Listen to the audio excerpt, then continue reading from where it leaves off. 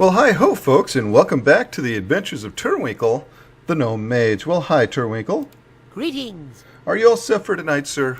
Sure. Well, great, because tonight, as you can see, we are here in Darnassus. And the reason we're here is we are going to talk to Professor Pommie.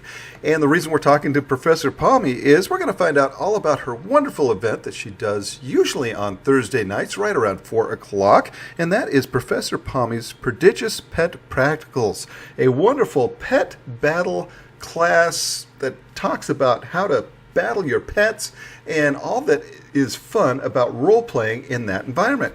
And so with that, let us go and find Professor Pommie and start talking about this wonderful, wonderful event. Alrighty, folks, and boy, settle down there, sir. I'm trying to... Yes. Okay, and we're looking for Pommie, and I think, yes, indeed, there she is. And it is Pommie Tappet, Professor of Pet Taming and Adorable Assassin, nickname, is it Prof? It's Professor. Oh, okay, nickname Professor. It says Prof on your thing there, sir. Yeah. You can just say Prof if you like. Oh, Prof, yeah. Yeah. Department Head of Storman University, is a level 100 gnome rogue, currently wounded in mourning? What happened, sir? Oh, poor Pommie. She had all in the span of 1 week. Her fiance died, and she was pregnant, and she miscarried as well. So. Oh my gosh! I know. Yeah. Wow, So dark turn for Pommie. I know. Yeah, and I think it's kind of fun sometimes. A lot of people don't take gnome roleplay seriously, but they're people too, and bad things can happen to them. So. Oh gosh, well. Well, bad turn, sir. That's a turn for the worse, certainly. Pommie is a survivor. Well, now, was this something that you planned out in your roleplay, or? Just sort of organic. Wow. So you're more of a reactionary roleplayer, is that correct? Yeah. Oh, great. Well, folks, again, this is Pommie, and a wonderful roleplayer here on Warm Rest Accord. And the reason we're talking to Pommie today, she has a wonderful pet battle class. And so we are going to get all the ins and outs about this wonderful event, how you can join and participate in Professor Pommie's Prodigious Pet Practicals. It takes me a second, but we got it down. So when we get back, we are going to start talking with Professor Pommie. So we'll be right back with that. All right, folks, and we are back. And so, Pommie, how long have you been playing WoW? Well, her player has been playing WoW since vanilla. Took a break when Cataclysm came out, but came back for the Mists of Pandaria and have been playing since. Oh, excellent. And how long have you been role-playing here on Warm Rest Accord? Since 2000... actually, I would say when... That's a good question. Do you remember when the realm first opened up? Boy, your guess is as good as mine. I'll just say 2009, 2010 or so. Or so when the... actually, we can just say when the server opened up. Okay, I like that. Thank you. Oh, excellent. And the Stormwind University, how long have you been in that guild? It was founded in February of 2015, and I joined in late February, right when it formed. Oh, great. So it's a fairly new guild. How is it coming along? Oh, just spectacularly. It is such a wonderful group of people. A lot of folk who want to do academic-style role play.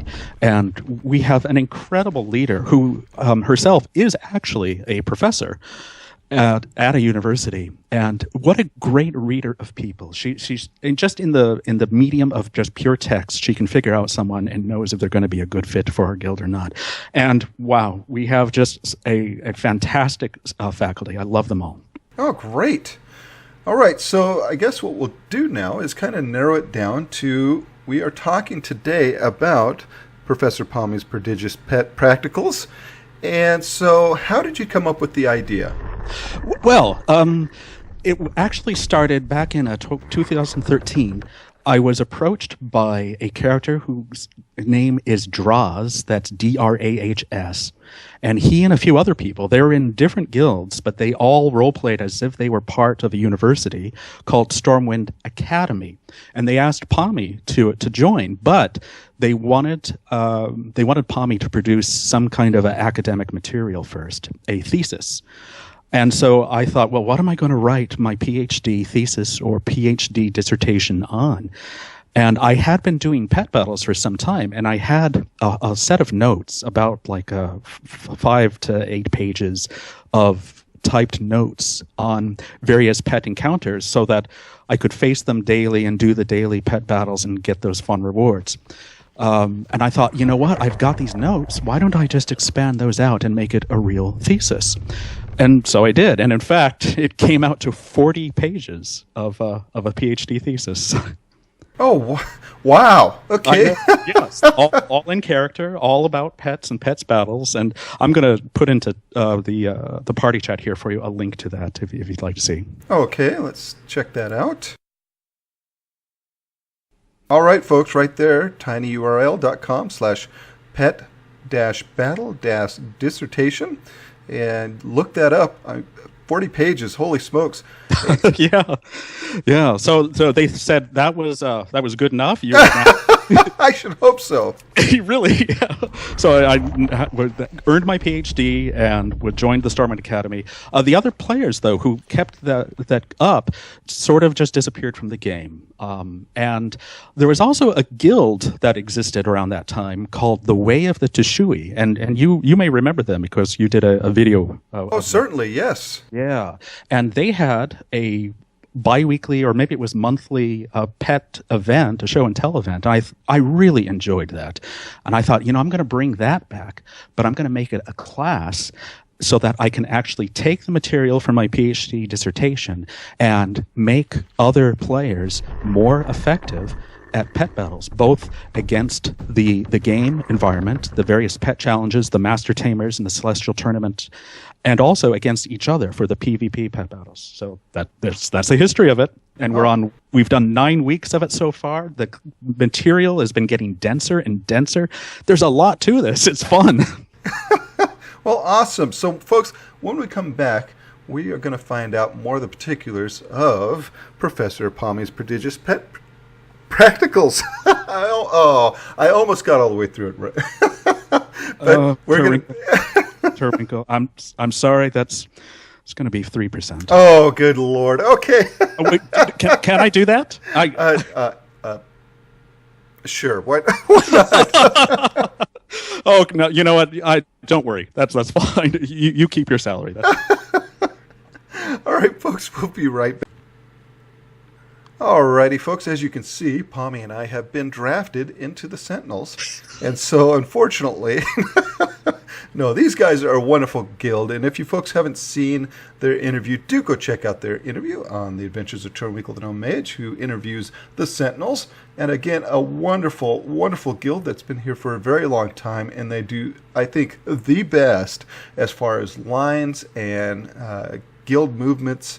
And they are really great. They're getting ready to do their weekly get-together. So, again, a fine, fine guild. If you have a female night elf here on Warm Rest Accord and you are looking for a guild, let me just suggest the Sentinels, a fantastic night elf guild. Again, you have to be a female night elf, but they do such a wonderful role play and really are very lore-centric. So do come check them out. And once again, check out their interview on The Adventures of Turwinkle. So with that, folks, I am ready to serve the Sentinels too. That's right. So with that, folks, we are going to head back to the interview. But again, we couldn't continue without saying hi to the Sentinels. They're just getting ready to have their weekly meeting. So with that, we'll be right back. All right, folks, and we are back. And again, thank you to the Sentinels for allowing Pommie and I to crash just a little bit before they got their meeting started. A wonderful and fun guild, and they really do their role play well. So now that we're back, we are going to do a sample syllabus of what your class is all about, so we can show folks what they can expect when they come to Again, Professor Pommie's Prodigious Pet Practicals. Well done. Okay, excellent. So take it away, Pommie. All right, yeah. Professor Pommie, I'm sorry. Oh, thank you. You can call me Prof if you like. Okay, Prof. I think Palmy won't mind. When I came up with the syllabus, I wanted it to be completely comprehensive, and so we cover just about everything and then some. And part of the goal here is to fill in the missing lore that we don't have for this little fun turn-based mini game that you have in the game. Blizzard doesn't provide that information. They give little backgrounds for each of the pets, but they don't explain why some attacks are more effective than others. And so that's what we're doing with this class. So with that, the syllabus covers the 10 species of the pets. We do pet genetics. We look at the 16 genotypes and the 10 phenotypes. We look at qualities and the tricks that pets can do, and we classify those into various kinds of tricks. For example, are they what we would call a nuke or a damage over time? We go over the mechanics of pet battles and pet taming, also strategies for taming pets, and the two special pets that people who really want to expand their collection should definitely have. We look at strategies for the Grandmaster Tamers that you find all over Azeroth, Outland, and Draenor. We look at strategies for the Celestial Tournament, which is the massively difficult end-game pet battle that was added in Mists of Pandaria. We look at pet battle add-ons, and naturally that's one class that we have to do pretty much out of character. Finally, we go into expanding your collection, the economics of pet battles and collecting pets and selling them, as well as the ethics of pet battles. And we get kind of philosophical in that. Because it is comprehensive, that makes it I'm currently projecting a 20-week course, and we're just under halfway through right now. So there's at least 11 more classes to conduct. And one of the nice things about this is that there are other role players who are also avid pet collectors and who have volunteered to do guest lectures. And I have 2 guest lectures under my belt so far, and a few more coming up. So we're keeping it nice and interesting. Well, awesome. Now, has PETA ever said anything, I guess, to Blizzard about their pet battles, I wonder? I wouldn't be surprised. I had tried to explain pet battles to my mother, and dear sweet old woman, and just a wonderful lady. She thought, when I finally explained the whole thing to her, she said, "So it's like cockfighting, right?" And it's nothing like that. It's I cute. guess.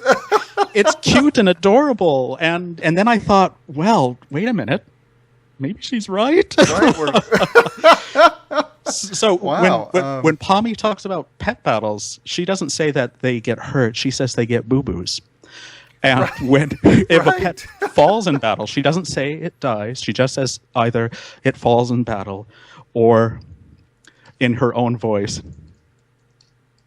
Let me just type this out here. It gets the ultimate boo-boo. Right, and I think Michael Vick used that defense in his dogfighting trial. Yes. It's not dead. It's just the ultimate boo-boo. Right. Well, we're not making light of real life. No. Certainly not. But, I could see where, that could actually, somewhere down the line, I could only imagine PETA getting upset in one fashion or another about pet battles in the game. Yeah. And if not PETA, then certainly the Druids for the ethical and humane treatment of animals, DETA. DETA, yes. I'm surprised there isn't like a quest to stop some pet battlers from DETA.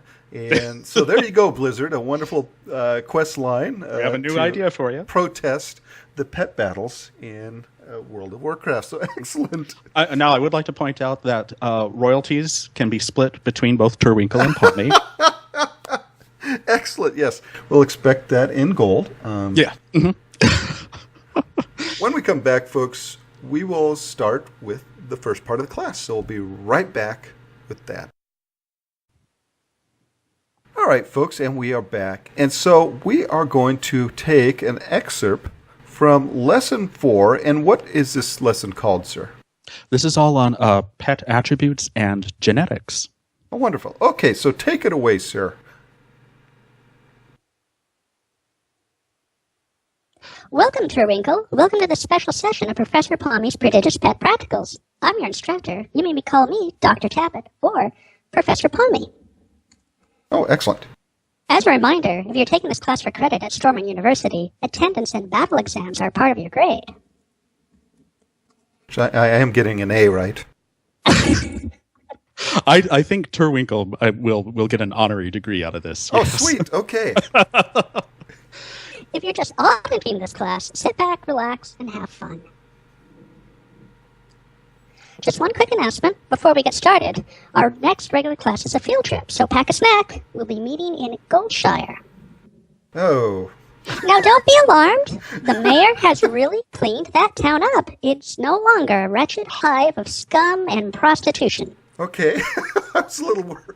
It's mostly just scum now. The prostitution has gone way down. Any questions before we begin? No. Do you need a field trip buddy? That is an excellent idea. Make sure you hold hands the entire time and don't get lost. Okay. All right, for this special private class, I'd like to take a look at pets' various attributes.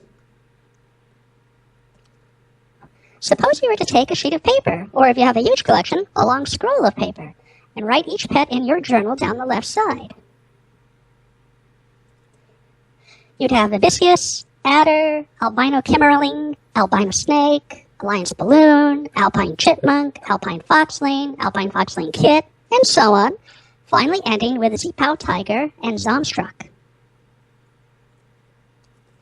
To differentiate each pet, you'd make a table, with each pet on the left side making a row on the table. The attributes would make the columns of the table. So, what should these columns be, Turwinkle? Like strength and maybe endurance or, their abilities, perhaps? Sure, yeah. How about cuteness? Oh, yes, certainly. Yes. How about fuzziness? I don't know about fuzziness, because not all pets are fuzzy. Well, I guess- Scariness? Yeah, some pets are scary. I will give you that, Professor. These are all an excellent set of column headings, and while cuteness of a pet is certainly important to me, it's irrelevant when it comes to battle. Oh, okay. The statistics that matter when it comes to battle are breed, health, power, quality, species, speed, training level, and tricks. Can I ask a question? Of course. Why would the breed, how does that affect the pet battle? You're getting ahead of me. Oh, We'll get to that. okay. Sorry. Well, good. Health, of course, tells how much stamina your pet has in battle. When health is reduced to nothingness, your pet falls in battle. Don't worry, boo-boos aren't permanent. Pets can be revived and healed. Speed tells which pet goes first during a turn. If your pet's speed is faster than the opponent's, it moves first. Is going first always an advantage? Not necessarily. Quite right. Especially when it comes to weather effects, which we've covered in session number 8. Going second is sometimes a huge boon. Power tells the strength with which your pet's attacks strike. Suppose two pets are of the same training level and use the same trick, claw. The pet with a higher power will deal more damage with its claw than the one with the lower, obviously. Now, breed and pet sex are closely related, although sex has nothing to do with battle. As a quick example, consider this. And give me just a moment to summon a pet here. Oh, okay. Ah. I'll make it a little bigger. Oh, well done, sir. Why, thank you. Is this a male or a female? Now, sir. Now, Professor, I'm not going to look underneath the fox to find out. You'd have to do a bit of physical examination of the primary sexual characteristics to tell for sure. Of course. Now, consider this pet. And again, now summoning. Okay.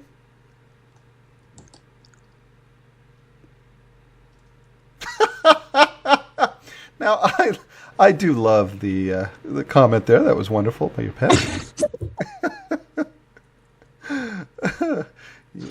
Well, she left in a hurry. Yes. Those secondary sexual characteristics were a dead giveaway. A female. And a feisty one, too. Yes, did not want to be interrupted there.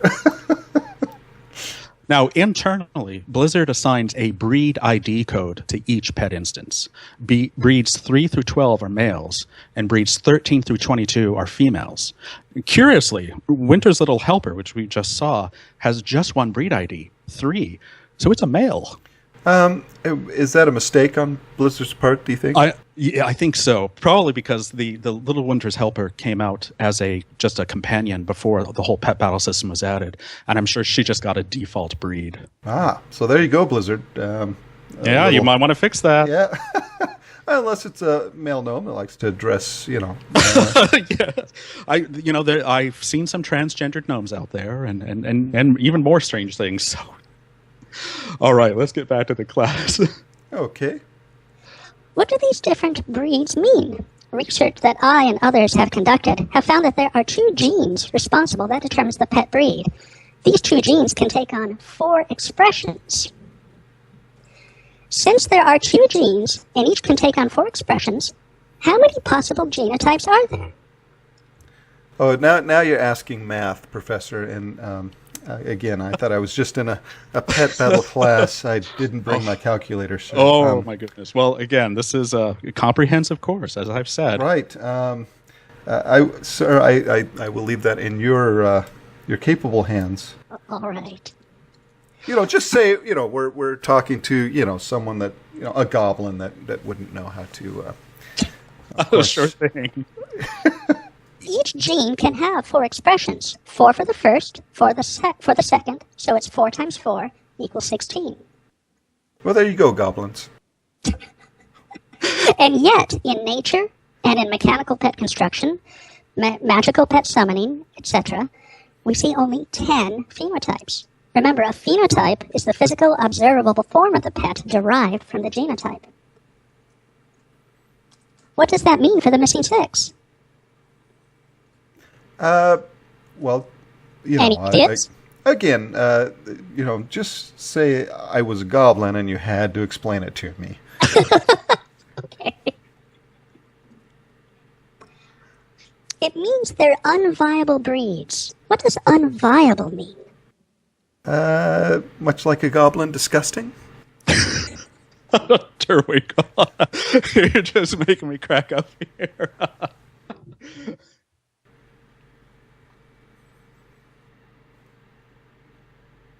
The 6 missing phenotypes indicate breeds that never properly gestate, or are impossible to construct, or summon, etc. So what do these 4 gene expressions mean? They contribute a boon to the pet's attributes of health, power, and speed.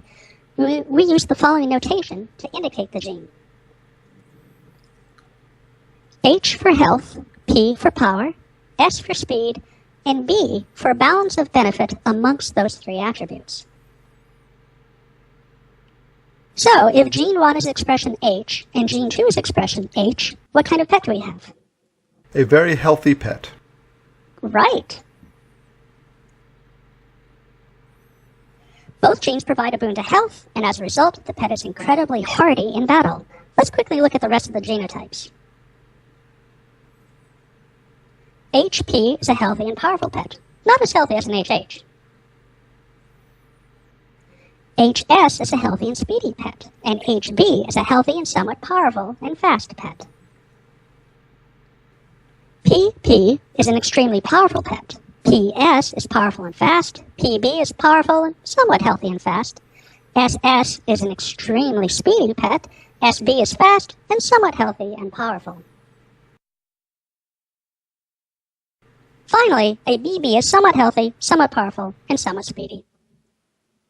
All right, well, excellent, Professor. And so, folks, we are going to allow Turwinkle to take a break to process all this wonderful information.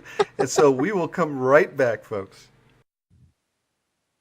All righty, folks, and we are back, and Turwinkle is finished with his notes, and that is fantastic. Now, as far as the roleplay side of things are concerned, you obviously run this as a class setting. Is that correct? Yeah, that's right. Yeah, and the role play is very much like what we just saw. I make some statements and then I ask questions and I encourage students to reply and respond in character and even just make stuff up if they want to, because again the lore for Battle Pets doesn't really exist, and so we're sort of creating that on the fly. Well, I think that's what makes it a lot of fun, isn't it? Oh, yeah, absolutely. I think having people be creative and on their toes like that is part of the joy of this class.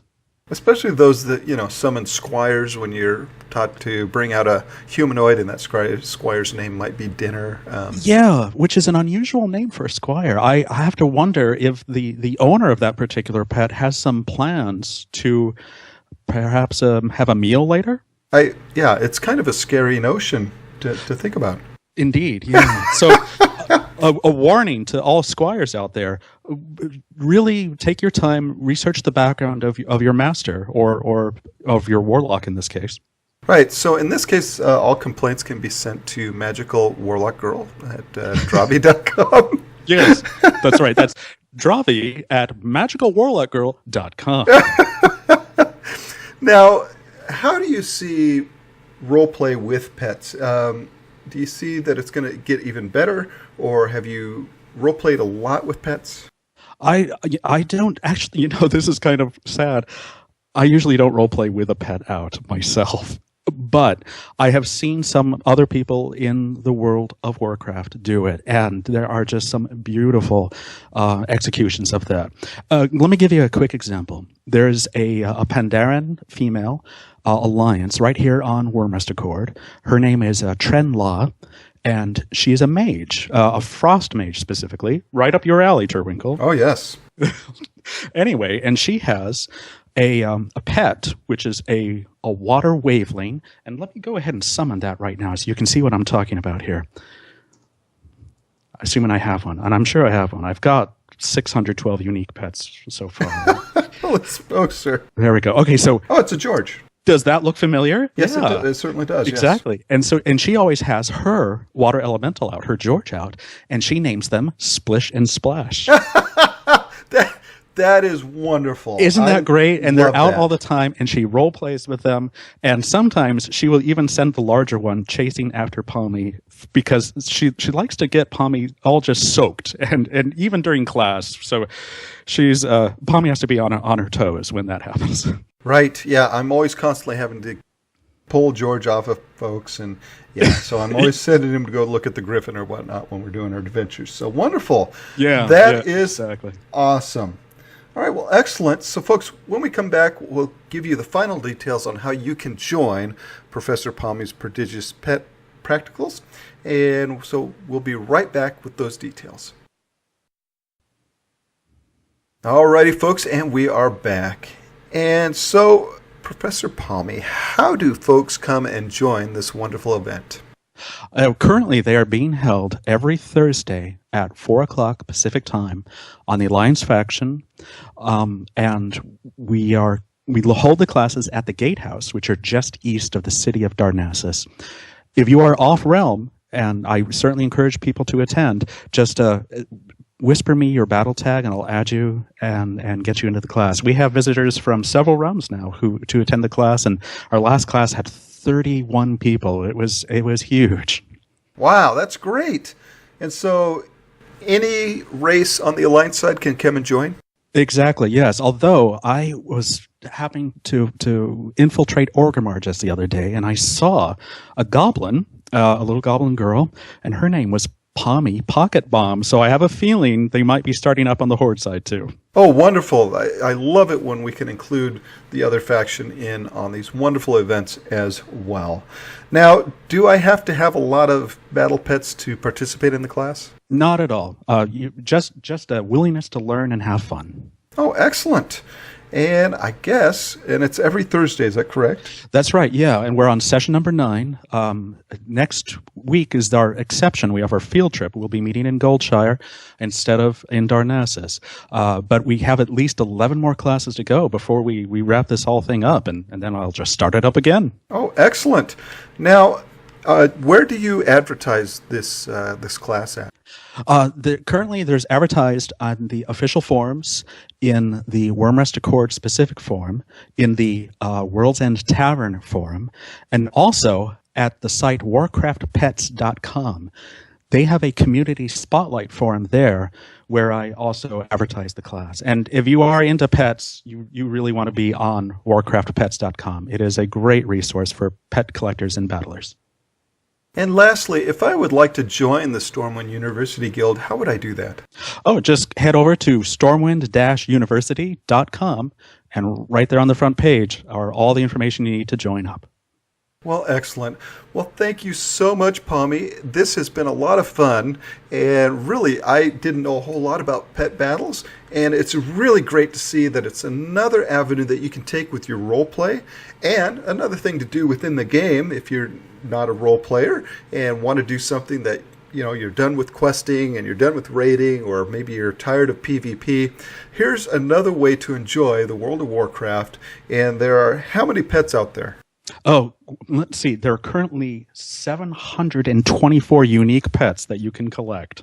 Oh my gosh. So there's plenty of pets to go out there and collect, different ways to get them, and enjoy all parts of the pet battle system within the World of Warcraft. Well, again, thank you so much, Pommie. This has been a blast. Thank you so much. As Palmy's player, I really enjoy your material, and it's an honor to be featured like this. And thank you, Turwinkle. It's been an honor. So with that, folks, Turwinkle's going to hurth on back to Light Hope's Chapel with his final thoughts on Professor Pommie's Prodigious Pet Practicals. Alrighty, folks. Well, we made it safe and sound back to Light Hope's Chapel. And boy, Turwinkle, that was a lot of fun, wasn't it? Affirmative. You bet. So let us give Pommie, or Professor Pommie, a wonderful thank you, sir. Allow me to express my deepest thanks. Certainly. And so, folks, if you like this episode, click that like button. If you would like to comment on this episode or on any of our previous episodes, please do so below. Let us know what you liked and what you didn't.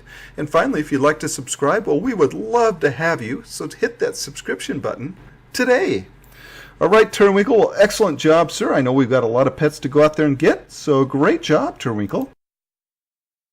And Turwinkle, we will see you next time. Farewell. Farewell, Turwinkle. Farewell.